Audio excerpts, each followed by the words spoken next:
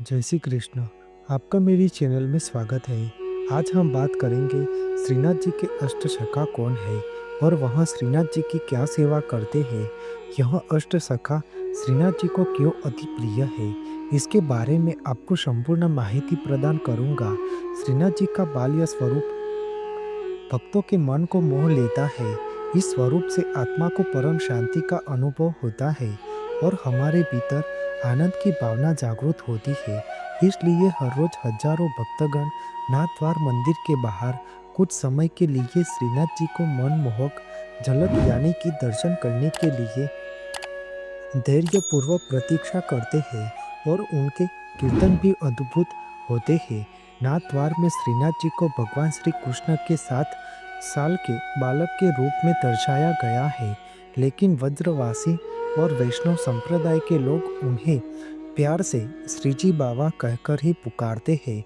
उनके भजन कीर्तन श्रीनाथ जी में श्री गोसाई जी, श्री विठलनाथ जी द्वारा सेवा भाव से निर्मित श्रीनाथ जी की 8 भक्तियों ने उनकी लीला भावना के अनुसार समय और ऋतु के अनुसार रागों द्वारा कीर्तन करने की व्यवस्था की गई थी। अपने 4 भक्त और अपने पिता श्री के 4 भक्त गायक शिष्यों की एक मंडली संगठित की थी। मंडली के 8 महानुभाव श्रीनाथ जी के परम भक्त होने के साथ साथ अपने समय में पुष्टि संप्रदाय के सर्वश्रेष्ठ संगीतज्ञ, गायक और कवि भी थे।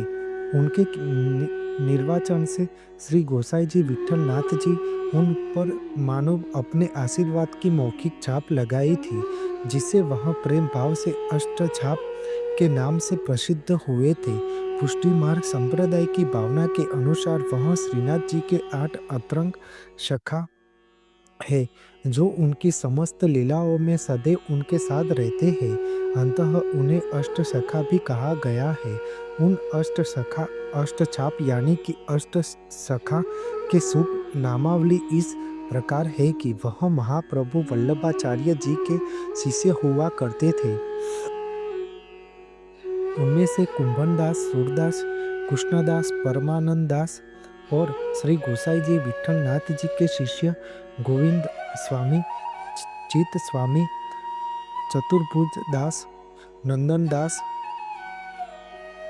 आचार्य श्री के समय में श्रीनाथ जी के प्रथम नियमित कीर्तनकार सूरदास थे।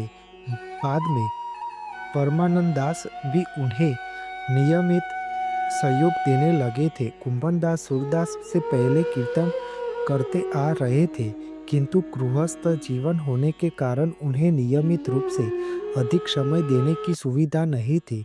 इस प्रकार श्री महाप्रभु जी के समय सूरदास और परमानंद दास नियमित रूप से श्रीनाथ जी की सभी झांकियों में कीर्तन करते थे तथा कुंभनदास अपने समय के अनुसार उन्हें सहयोग देते थे। अधिकार कुष्ठदास भी सुविधा और समय के मुताबिक उनमें भाग लिया करते थे। भगवान श्रीनाथ जी की इन अलौकिक 8 झांकी यानी दर्शन को मंगला, श्रृंगार, वाल, राजभोग, उत्थापन, भोग, आरती, शयन कहा जाता है। उन सभी झांकियों में अद्भुत कीर्तन गाया जाता है। श्रीनाथ जी को समय के अनुसार कीर्तन द्वारा प्रसन्न किया जाता है। वह इस प्रकार है कि श्रीनाथ जी को मंगला दर्शन के समय श्री परमानंद दास कवि की लिखी हुई रचनाएं गाई जाती है। श्रीनाथ जी के श्रृंगार दर्शन में कवि श्री नंददास के कीर्तन और भजन गाए जाते हैं। श्रीनाथ जी के उत्थापन दर्शन में श्री सूरदास जी का कीर्तन और भजन गाया जाता है।